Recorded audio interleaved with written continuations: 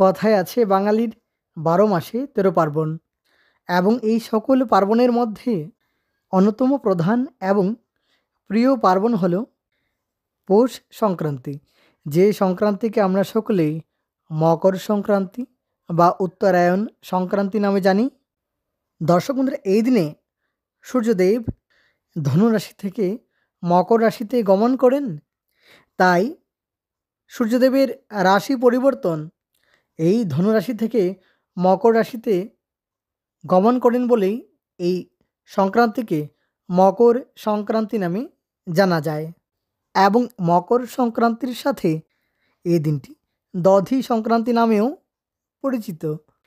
এই দিনে স্নানদানের বিশেষ ধার্মিক মাহাত্ম্য আছে।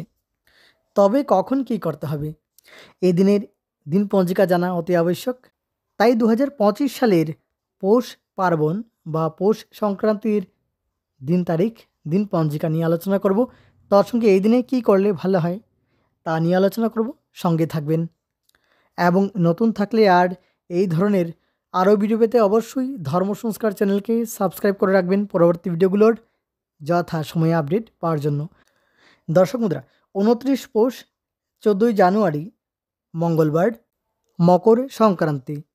একটু আগেই বললাম এই সংক্রান্তিকে উত্তরায়ণ সংক্রান্তি নামেও জানা যায় এবং এই বিশেষ দিনে তিথি থাকবে পূর্ব ভাদ্রপদ নক্ষত্রযুক্ত মাঘ কৃষ্ণ প্রতিপদ তিথি। বিষকুম্ভযোগ থাকবে শেষ রাত্রি 4:06 পর্যন্ত এবং বালবকরণ থাকবে দুপুর 3:51 পর্যন্ত। দর্শক বন্ধুরা, উত্তরায়ণ সংক্রান্তি কৃত্যম স্নান দানাদি এবং অনধ্যায় প্রদোষে সন্ধ্যা 5:06 গতে রাত্রি 6:42 মধ্যে শ্রী শ্রী সত্যনারায়ণ ব্রতম এবং দুপুর 3:02 গতে সৌর মাঘ মাসের সংক্রান্তিক্ষণ রাত্রি 1:52 পর্যন্ত প্রত্যহ প্রত্যুষে গঙ্গা স্নানাদি কর্তব্য।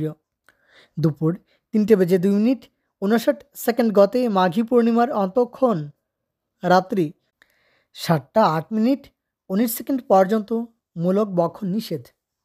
অর্থাৎ মাঘ মাসের মাঘী পূর্ণিমা পর্যন্ত মূলা খাওয়া নিষেধ। এদিনে গঙ্গাসাগরে মেলা অনুষ্ঠিত হয়। অসমে এই দিনটিতে মাঘ বিহু অনুষ্ঠিত হয়। তার সঙ্গে এই উৎসবকে ভোগালী উৎসব নামেও জানা যায়।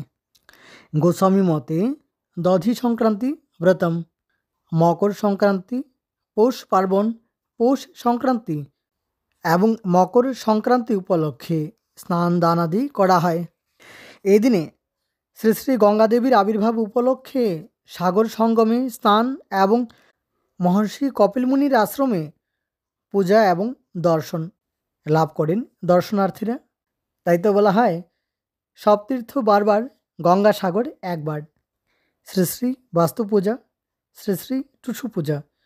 অসমে টুসু পূজা অনুষ্ঠিত হয় এবং সেদিনই অনুষ্ঠিত হবে প্রথম শাহী স্নান। দুপুর 3:59 গতে প্রয়াগে মহা কুম্ভ স্নান, প্রথম শাহী স্নান, মাসাধিক কালব্যাপী কুম্ভমেলা।